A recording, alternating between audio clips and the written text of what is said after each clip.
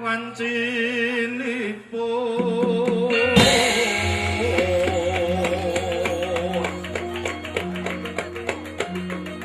kidalang minggah pangku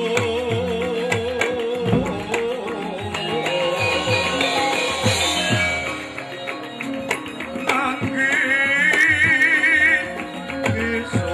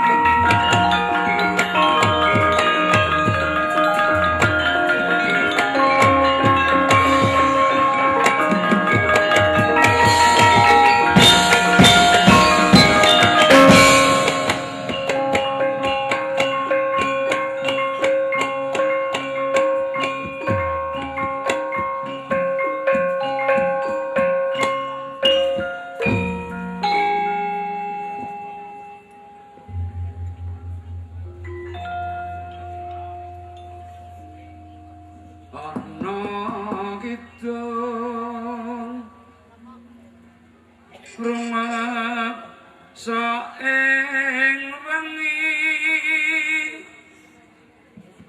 teka ayu luput ing lara luput tepi lai kabeh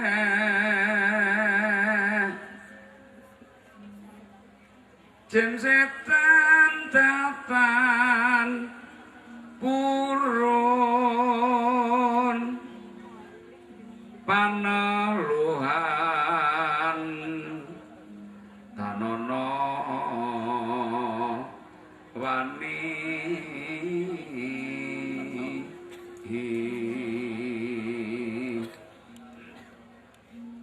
miwa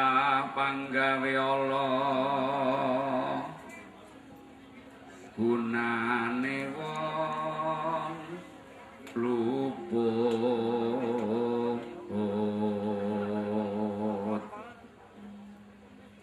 geni atemah tirta maling adoh tatnono ngarah ing mami tuju gunopan sirna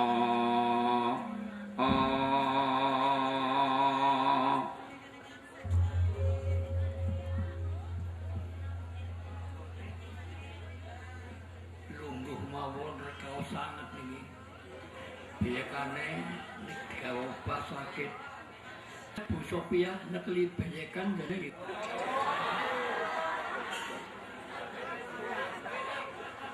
mandan itu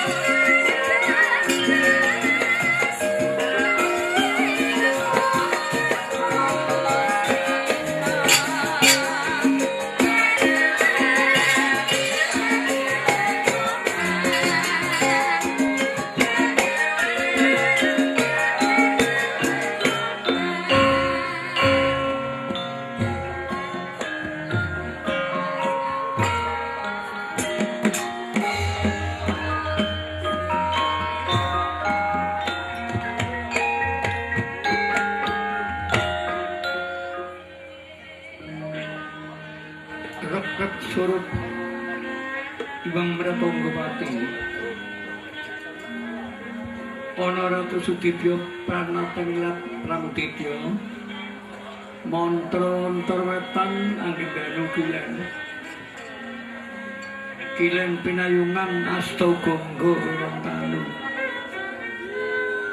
asta tangan gangga banyu wira papan danu diputulis wonten taken sepuh pundi papan saha tulis semenek wonten matan sepuh papan semenek wonten matani sepuh tulis menawi dalam matani papan saha tulis tanpa beda ujaripun perwinasis dalam menika mudal piwulang awit dalam menika karana nggelarake suraosin wedha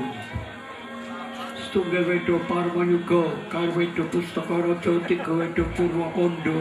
sekawan wedha Mahabharata wedha sekawan suraos ana caraka data sawala padha jayanya monggo padha ana caraka dene wetan data sawala kidul padha jaya kilen lar monggo padha Purwaning cariya sawaton kandha Buddha Purwaka kandha marang taritane Buddha marang tali Purwaka marang kawitane pramila samangke winetanan terang budi katetela karo kilating kapet ing wujud gambar ingkang reneka jalma yiku kabinatanan wayang wayang minangka pralampita mawaning gesang satu kegambaran pakating manusa iku pakati sae saha pakati alam wayang kawinipun ringgit pengkaripta miring karana dipun anggit anggitanipun para pujangga nangkung untuk imuni kalebet Kanjeng Sunan Kalijaga gumlaring jagat raya wonten jaman ageng tigang perkawis setunggal jaman Tirta Yuga kalih jaman Dwapara tiga jaman Sora jaman ketiga mangsa juga kang para paton yaiku jaman Tirta Yuga winataran jaman Tirta Yuga wit jagat ingkang gumantar sinawang wong dhateng wonten tetahanan Capada amin wonten pewarna catur warna yaiku Surya Candra Kartika Wibawana sinikikan wonten gentos ingkang jenengan Sukrep Data Pitana anggih negari pundhita pun kakeng kakwati dosa purwa Eka wilang setunggal adidiksa winangkung dosa wilang 10 purwa iku wiwitan senajan kata titaking dewa kang kasowan akosa sinungging pratiwi kapiting samudra katangen sami angguna raras nanging boten kadya negara Pringgodani ugi wonten ngamatane negara Pringgendani negara Pringgendani kawengku negara Mamarta kalebet negara ageng mila kasebat negara kang panjang punjung pate ukir lob jenawi gemah aripah Kertapura Harja pandang Dwapa sapaning praja punjung duluhur kawibawaning Narendra pasir iku samudra ukir iku gunung negara Pringgodani kathah pagunanipun nganengaken pesabinan nengenaken banawi nganyurake bandaran ageng Laut terus sing sarwa tinandur jinawi murah ing sarwa tiluku gemah para kawula kang sami lumaku dagang siang panten ngiratin dan ora bedodel bedakaron sing santen margi aripah para kawula ingkang samya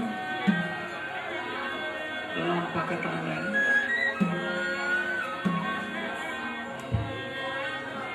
tuluskan sawetik nandur tunggone ora kang sarwa tinutu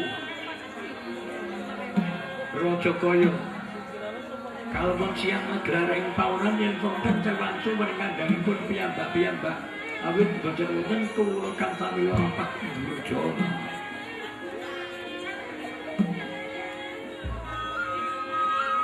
Raja ora wis kedusutan santen ruang anggonya mau tetanen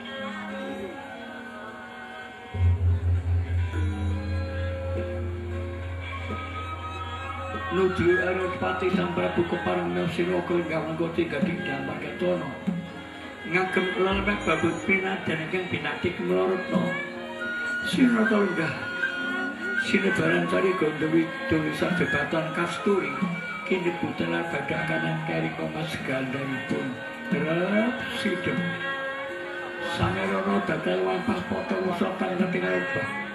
ingkang kakason wonten pesik nguk tunjala ingkang samya munyo salhur terakat kerambak tun sewantun ngabdi gede kepada kematan kan sami nyambut karyanya ratu kapiring mateng dalam rampating dalam kini berganti nirmo delkor tekor lama sengering pananggilan pananggilan keraton pringgendani Sang Prabu Siloko lega mendereng korti gading damar ketono dinon saking mandu mindo Bedoro Bayu hingga mendat saking pangayunan Narendra Pringgitan ingat disuruh Raden Garikoco, Raden Tetuko, Raden Bajul Jaman, Raden Indat Mojo, Raden Purboyo. Sinten ngasih bongat diatur. Putra Madukara kaliyan Dewi Desarola. Kasebat Dewa Penutup yaiku kang kekasih Raden Wisogeni Raden Lingsanggeni ngarengaken piyambakipun ingkang uwa putih nemplak kados kapuk dipun wusoni yang dipunika wuruning Pragosa Trita Pragosa Petak satu petak senajan wanara sanes wanara bekasakan wanara tragik suwarga selanjut tidak anggerwari titik sing wiji lugur Putra Dewi Anjani wayah Resi Hutomo saking pertapan Bandar Bondo Roto sinten ingkang lenggah jajar kalian ingkang uwa Putra Deliwati Putra Diambar Kudungan patutan kalian Dewi Urangayu yaiku kekasih Raden Antasena satero dugal nanging kewaridan pangandikanipun growol-growol nanging bobot yiku kekasih Raden Antasena sinten ingkang lenggah munggih nguri saha lenggah lungguh sila mepes ing pasiban ketingal layah-layah Sirino Cinagak saka guru keraton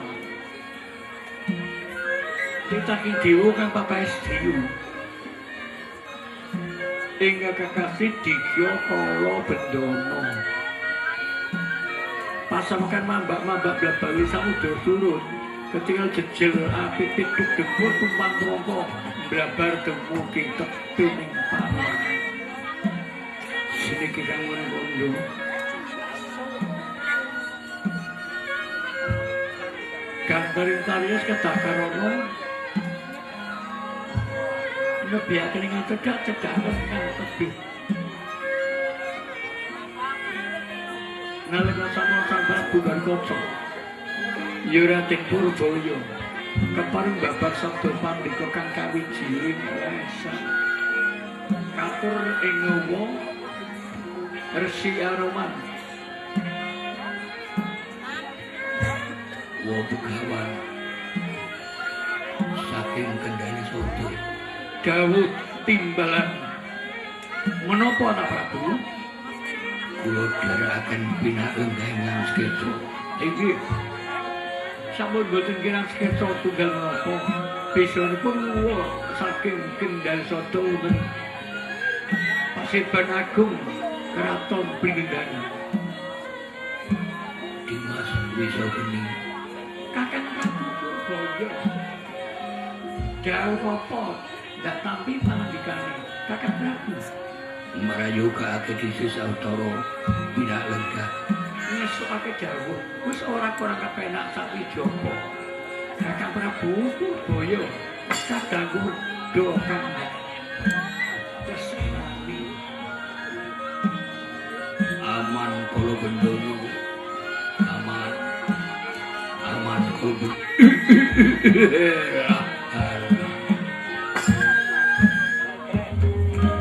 Om tete kala rudra raja triwati timbalan opo anak Prabu anakku kang dak tersenangi kula trikinan ingkang sesa wis ora kurang kepenak sapu Joko Kakek Prabu dadi ojo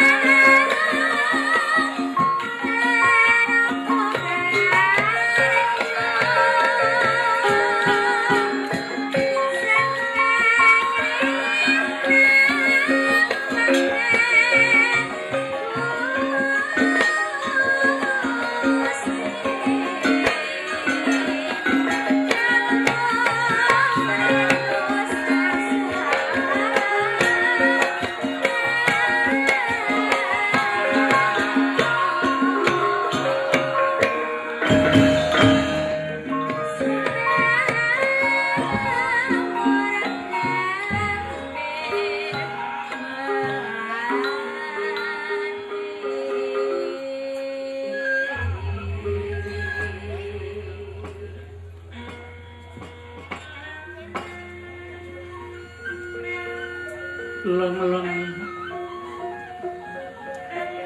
nyang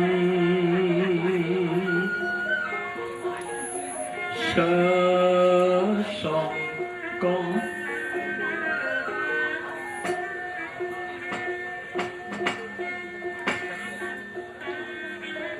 wajahnya lagyo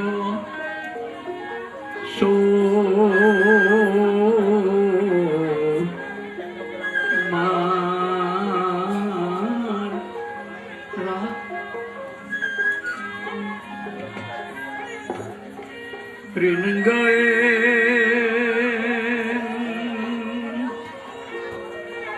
puri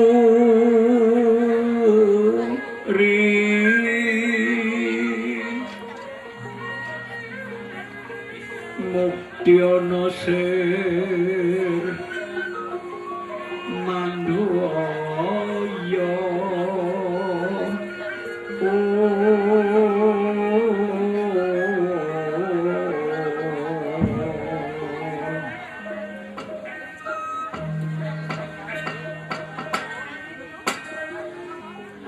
mandaya sekari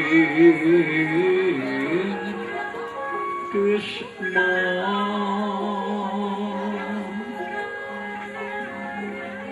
Jalatri kapitaning Surya dining wangkama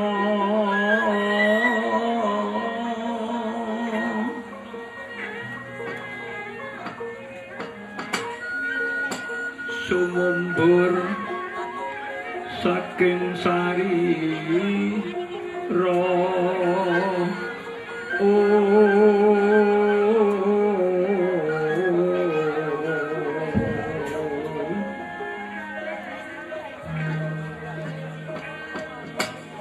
Risan Narendra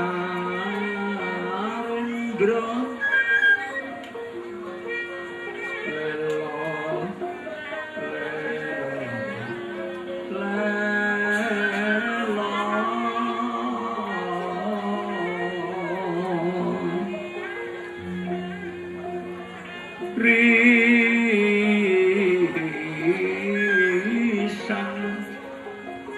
Narendra Sukmeng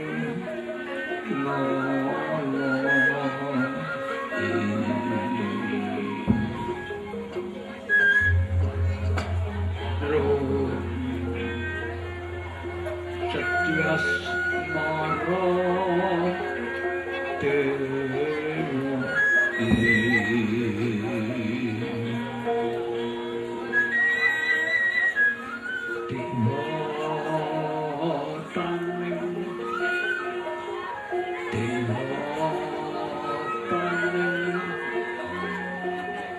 Dewa taning sukmeng no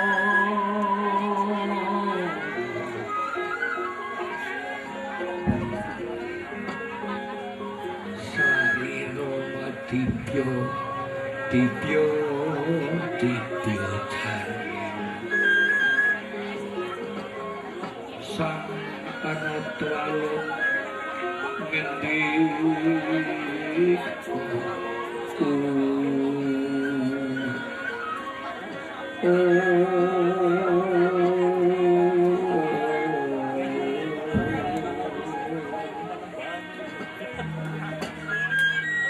yang sukma dinangku biksu pinangan kalahayan keparang matur sabtor dhisik kakangku boyo adikku wis niya lesu nom gagal Banyumasan kok